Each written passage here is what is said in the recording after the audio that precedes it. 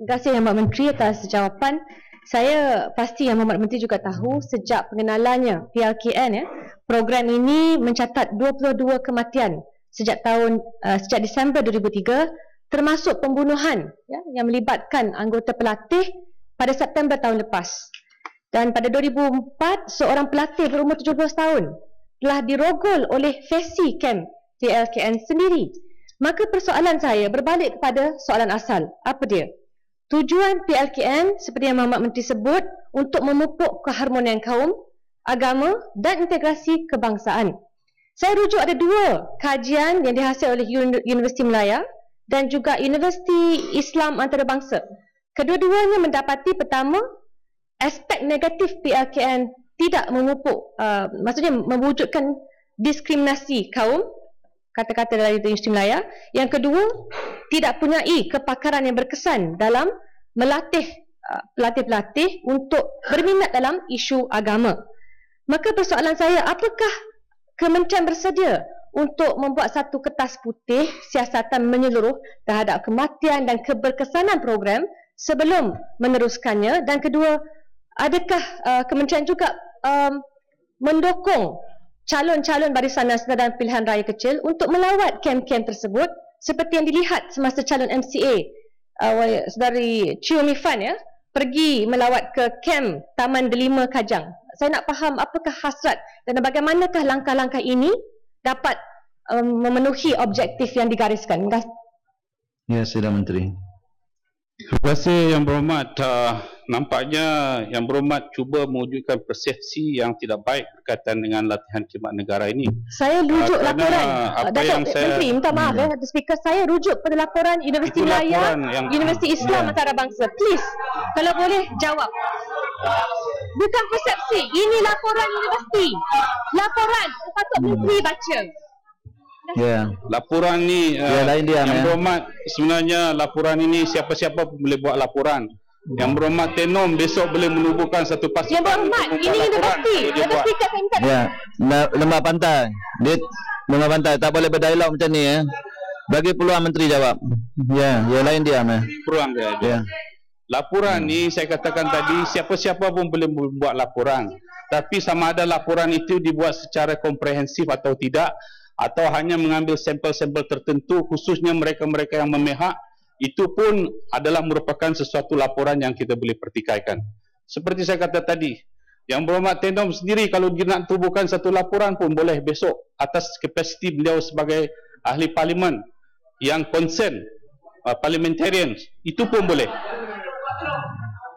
Tetapi saya ingin nyatakan di sini bahawa kebanyakan mereka yang mengatakan tentang PLKN ini tidak baik, mereka sendiri tidak pernah melawat ke situ. Mereka sendiri tidak pernah datang. Yang Berhormat Atau Menteri, Yang Berhormat boleh sendiri datang.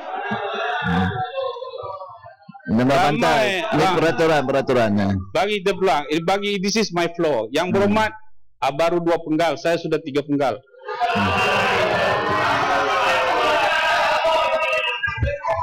Ini floor speaker. Hormat Lima Menteri.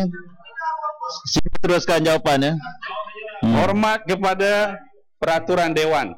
Saya nak katakan di sini sebenarnya ramai daripada kita membuat tanggapan dari luar sedangkan kita sendiri tidak pernah datang ke dalam. Saya sendiri telah pun melawat lebih daripada 10 ataupun 15 pusat latihan khidmat negara yang saya telah lawat, dan saya mendapati bahawa latihan khidmat negara ini memang memberikan manfaat yang tinggi kepada generasi muda kita.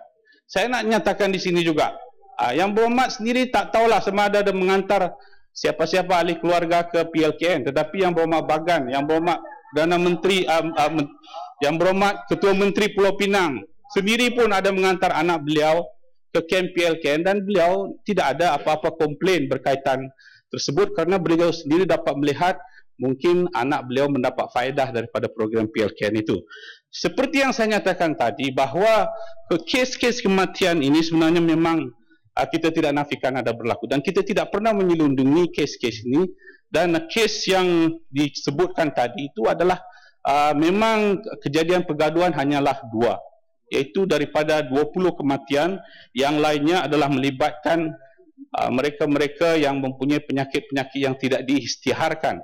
Contohnya baru-baru ini, salah seorang daripada peserta PLKN di Kem Geokosmo, beliau adalah seorang pengidap leukemia, tetapi beliau tidak mengisytiharkan tentang keadaan kesihatan beliau. Dan apabila di masa latihan tersebut, tiba-tiba beliau mengalami masalah pendarahan yang kronik dan sehingga dibawa ke hospital. Saya sendiri melawat beliau di hospital sebanyak 2 kali. Seorang pelajar yang bernama Tan Si Shen, dan beliau alhamdulillah sekarang sudah pun bertambah baik. Dan ini adalah merupakan contoh-contoh bahawa antara pelatih-pelatih ini ada yang tidak mengisytiharkan tentang keadaan kesihatan mereka. Ada yang mengalami masalah jantung dan sebagainya. Tetapi kes-kes pergaduhan ini kita tidak pernah melindungi, dan kita sedang sentiasa mengambil langkah-langkah yang perlu untuk memastikan bahawa kes-kes ini dapat dikurangkan ataupun tidak berlaku langsung. Malah dalam lawatan-lawatan saya sering mengingatkan komandan-komandan untuk memastikan berlakunya insiden free di dalam latihan-latihan tersebut, walaupun ini sebenarnya adalah merupakan terlalu sukar untuk kita hapuskan, kerana ada juga dalam pada 1,120,000 setahun atau 150,000 setahun itu mungkin ada kes-kes tertentu yang berlaku dan yang kita cuba halang. Dan saya ingin nyatakan tadi bahawa apa yang telah dilaporkan oleh Yang Berhormat itu adalah merupakan laporan kajian tersebut. Saya percaya ianya tidak konklusif, tetapi kita membuat kajian setiap 5 tahun. Kita telah mengadakan pada tahun 2009 bersama Universiti Kebangsaan Malaysia seperti yang saya laporkan tadi, dan menunjukkan bahawa tahap kepuasan pelatih dan juga keberkesanannya telah pun mencapai 85%, dan pada tahun ini kita juga akan mengadakan satu kajian yang baru, dan kita berharap pada tahun 2014 ini kita dapat bekerjasama dengan Universiti UPSI ataupun universiti-universiti yang lain untuk supaya kita dapat melihat tentang keberkesanan dan manfaatnya kepada generasi muda. Terima kasih Yang Berhormat. Ya.